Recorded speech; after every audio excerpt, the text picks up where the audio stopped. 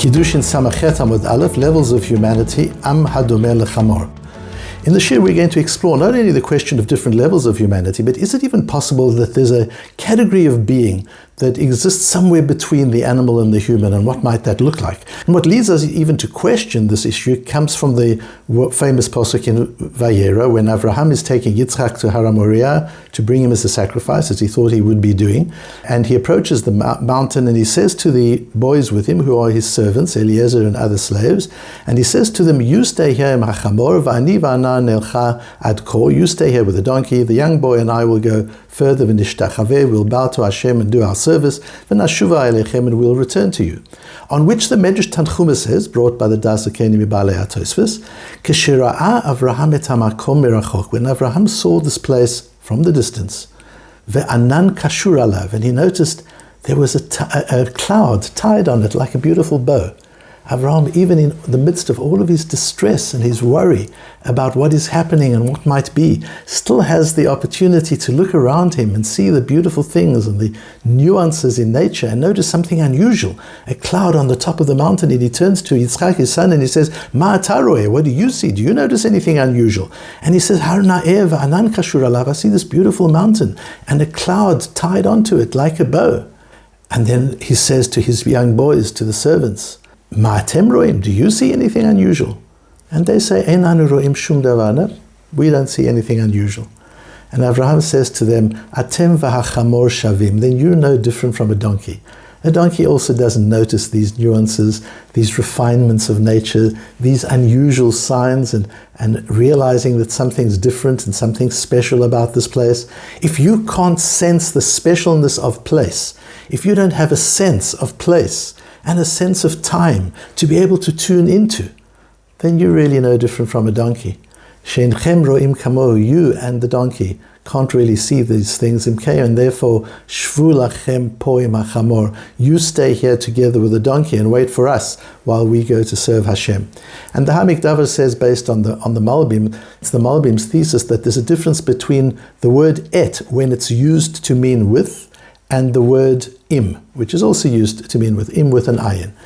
When im is used, says the Malbim, it's a closer connection than when et is used. So the Malbim and the Hamikdavar and the Netziv both say that if it just meant hang out with the donkey while we go and do our thing, take care of the donkey for us, it would have said, Shvu lachem po et hachamor. But since it says im hachamor, there's a suggestion of intimacy, of connection, of some degree of closeness between you and the donkey. And what is that? That's atem v'hachamor shavim. You and the donkey are actually equal in that sense. And it's really interesting because that seems to imply that your ability to appreciate the Bria is not only a function of your physical eyesight, nor necessarily a function of your intelligence. It's actually a function of who you are, your stature as a human being. It's interesting also that the posuk, Marabu ma'asecha Hashem ma'odam ku machshevotecha, how many and great are your creations, Hashem. Your thoughts and your plans are so very deep. Ishbar lo yeda v'uchsil lo yavin et zot. An uncouth person or a foolish person couldn't really understand that. And the Drobitzer Rebbe says on that posuk that one of the wonders of the Bria is that it's not clear to everybody just by looking at the creation and studying nature that God is the creator. You actually have to be somebody. You actually have to be a person of stature. And ishbar lo yavin et zot, this is something that someone who's foolish, somebody who's just unrefined, is not really going to understand that, is not going to be able to perceive the greatness of the Bria. That's part of its greatness, the fact that you have to be a great human being in order to really appreciate who the architect of this Bria is. That's part of the greatness. If one were to look at a painting and everybody in the world could look at the painting and say, that's amazing, that's an incredible work of art, that's not nearly as great as a painting that you look at and the average person says, yeah, it's okay, it's a nice painting. But the real art connoisseur, the real professional looks at that painting and says, Oh my goodness, wow, just look at this painting. There is so much in it. It is so brilliant. This has to have been one of the greatest artists in the world. That's true greatness in an object, in a work of art. And so it is with the Bria, says the Drobitzer Rebbe, that it's something that is so great, so deep, so complex, that ordinary people don't get it. You look at the Bria and you don't see what it is. The servants of Abraham looked at the mountain. They didn't notice how unique it was that this cloud was tied to the top of the mountain and the breeze wasn't moving it backwards and forwards. It remained stationary on that mountain. That was unusual. It was a little bit like Moshe noticing that the bush was burning and it didn't burn out. We have to notice the things around us, even when things are difficult, as they are at the moment. Don't stop noticing the little things in nature, the beauty in nature, whether it's the beauty of a flower or of a bird, whether it's a sight, whether it's a beauty of another person doing something beautiful, the beauty of a child. Just notice, and nurture yourself with these beautiful things, because it's so important. And that's part of the greatness of the world in which we live in. That if we have the stature, if we have the character, we will see that greatness and participate in that greatness. Anyway, what we do see from this is the sense that Abraham talks very disparagingly to his servants and equates them to a donkey. But it gets even worse than that, because our Gemara says, based on the Mishnah two daf beforehand, where we said a shifcha knaanit, a slave girl. This is now a non-Jewish girl who's been brought up as a slave, is sold to a Jewish family. She has to go through a conversion, basically. She goes to the mikveh, she accepts upon herself the mitzvot, and she keeps the mitzvot that a slave has to keep, which are somewhat the same, similar to the mitzvot that a woman has to keep. If after that a man, let's say the owner of the slave, of the servant, proposes to her, offers her kiddushin, wants to marry her, not only is he not allowed to do that, but the kiddushin lo tafsiba. The kiddushin don't land on her. It doesn't work. So we discussed yesterday in the Mishnah that there are different categories. There are some situations where the Torah says you may not marry this person, and if you do, it's not a valid marriage. There's some where the Torah says you may marry this person, and if you do, it's a valid marriage. And then in the middle, there's some where the Torah says you're not permitted to marry this person, like a Kohen marrying a divorcee. You're not allowed to do it, but if you did, the marriage is valid. It is a marriage. You've just done something terribly wrong. So ask the Gemara that if a man were to propose, were to be mekadesh a shifcha, it wouldn't work. It wouldn't stick. Where do we get that from? Answers the Gemara with our posuk, Shvu lachem poim achamor, am hadome lechamor. Avraham says that a servant, a slave person, is similar to a donkey. You can't have kiddushin with a donkey. You can't betroth a donkey. That's not a human being. There needs to be humanity. Marriage is an expression of humanness. You've got to be a human being to do that. And a slave, it would seem to be, and we'll discuss the political correctness of this in a moment, but in any event, when we talk about slaves, don't get tied up in your mind about the ethics of slavery and should there be slavery or shouldn't. We're talking about a concept, the concept of an eved. There was a time when it was real. Now we learn a lot of principles from this concept of an eved. And the concept of an eved that we need to understand is, if theoretically there was this young girl who was sold as a slave to a Jewish family, she converts, becomes a Jewish slave, or a slave to a Jewish family, and she is proposed to, she is given kiddushin. That kiddushin doesn't work, and the reason is because there's something about her that takes her outside of the realm of the norm of humanity. Now we'll need to understand what that is. The Gemara then goes on to say, what about a non-Jewish woman? So that's the same category. If you marry a non-Jewish woman, you're not allowed to marry a non-Jewish woman, and if you do, the marriage is not valid, like the case of the shifcha, of the slave girl. This is not a case of you're not allowed to do it, but if you do, the marriage is still valid. No, a Jew marries a non-Jew, the marriage is not valid. There is no marriage. The Gemara says, so where do we get that from? Says the Gemara, from the posuk of lo titchaten bam. There's an explicit prohibition, you may not intermarry with non-Jews. And that means, as Rashi explains, not just that you may not intermarry, but that the principles of marriage don't apply. Kiddushin doesn't apply in the case of a non-Jew. Secular marriage applies, and marriage in a non-Jewish way, of course, people can make whatever contracts they want between themselves. Two men can make a contract and call it a marriage, do what you want, but it's not kiddushin. For kiddushin to take effect, it has to be a qualified man and a qualified woman, and a nochria, a non-Jewish woman, is not a qualified woman to enter into a kiddushin relationship with a Jewish man. And where do we get that from? From lo titchaten bam. The big question that I have here, and I'm sure it's crossing your minds as well. Just think about the psukim, the brachos we say every morning. The first one we say is Shelo asani goy. So we thank Hashem for not making me a non-Jewish person, a Gentile person. I have mitzvot to do. I have the Torah to study, to learn, to observe. A non-Jewish person doesn't have that privilege, and I thank Hashem for that. Then, Baruch atah Hashem Elokeinu melech haolam shelo asani eved. And not only didn't you make me a non-Jewish person, you didn't even make me a servant, a slave, who has fewer mitzvot to do, more than the non-Jew, but not as many as I have. And not only that, but you didn't even make me a woman. A woman has more mitzvot than a slave, but less than I do. And I thank you, Hashem, for not making me a non-Jew, a slave or a woman, but making me a full male Jewish person with a responsibility for all the mitzvot that apply to a Jewish man in the Torah. Thank you for doing that. So we see the hierarchy there, that from a perspective of Kedusha, and we've discussed before that Kedusha is measured by the number of mitzvot and chiyuvim that a person is obligated to fulfill. In that sense, top of the line really is the Jewish man, and then the Jewish woman has fewer mitzvot to fulfill, and the slave, the non-Jewish slave working for a Jewish person, belonging to a Jewish person, has still fewer mitzvot to fulfill. So if we have learned that that if one were to marry a slave woman, it's not valid because am hadome לחמור, and we'll understand that further a little bit further on. If we've already established that if a man does kiddushin with a slave girl, the kiddushin is not valid, it doesn't work at all. If we've established that fact, why do we need the posuk of lo titchaten bam to tell us, and if you marry a non-Jewish person, it also won't work? A non-Jewish person is further away from a Jewish person than a slave is. And therefore, if you're not allowed to marry a slave, of course you're not allowed to marry a non-Jewish woman. That question is asked by Reb Chaim Soloveitchik.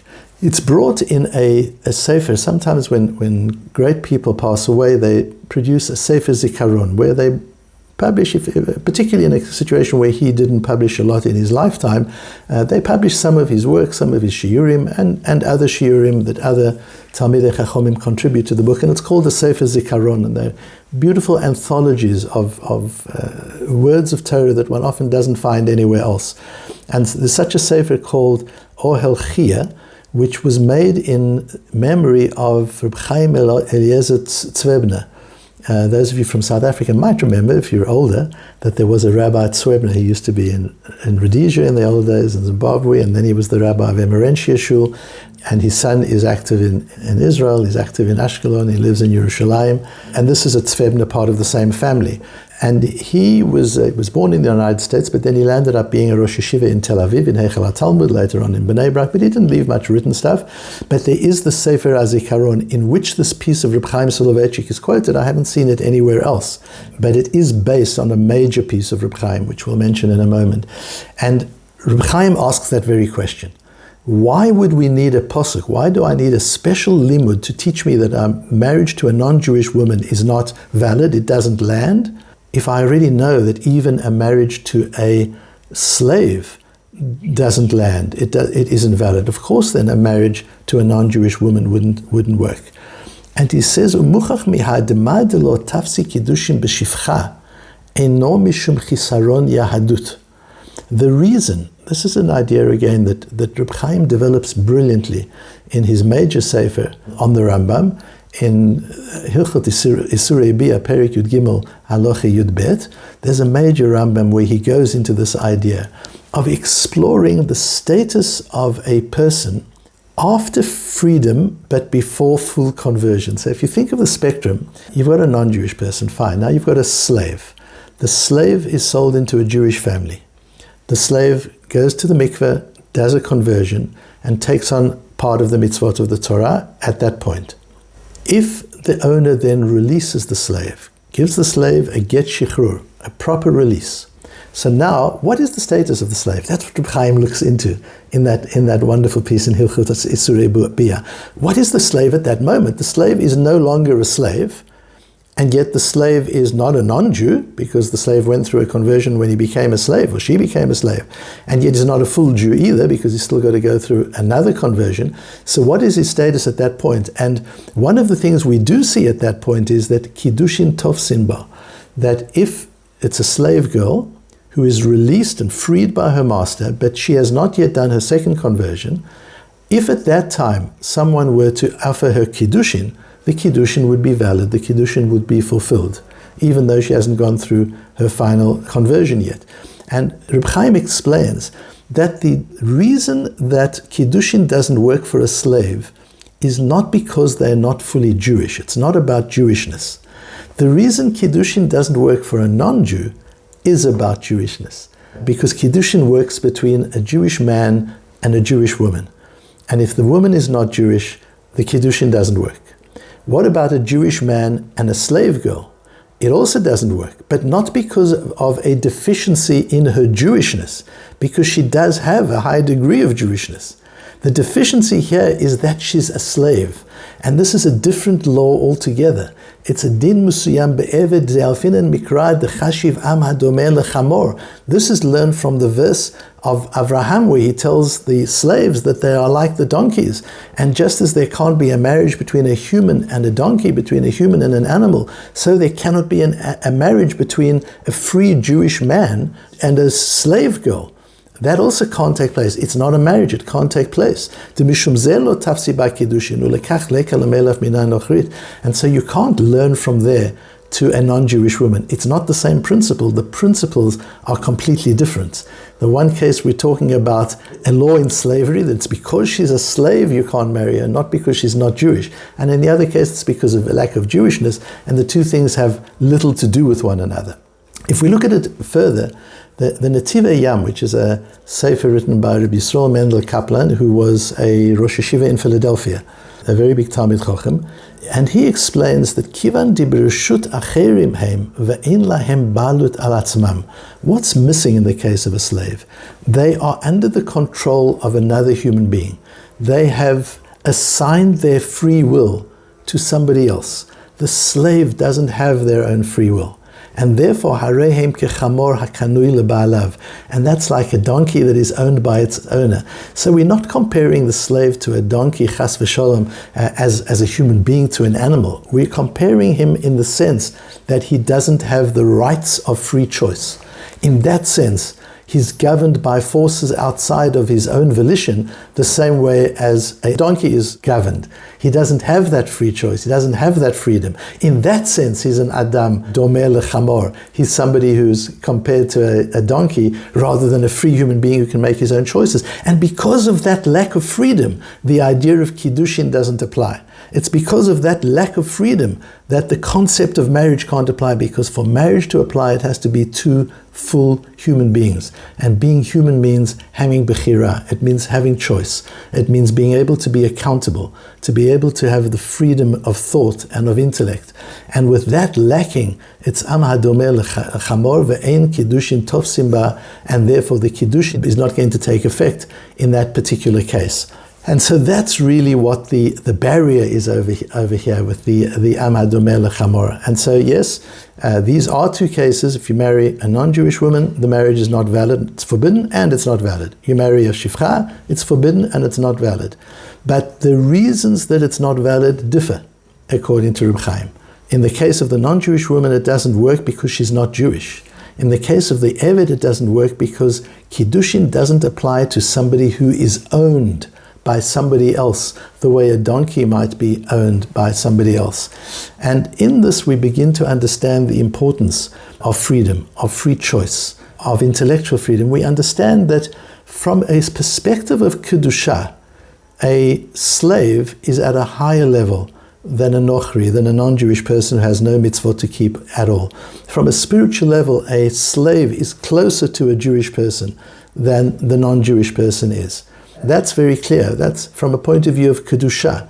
But from a human level, who's more human? And this is the chiddush of this shiur. Who's more human? It's not just about who has more kedusha. The brachot in the morning go in order of kedusha. First, thank God for not making me a non-Jew. Thank God for not making me a slave. Thank God for not making me a woman. You've made me a man. I've got the maximum amount of mitzvot, and I value that and I appreciate that. That's talking about levels of kedusha. But there's another way to look at people, and that is levels of humanity.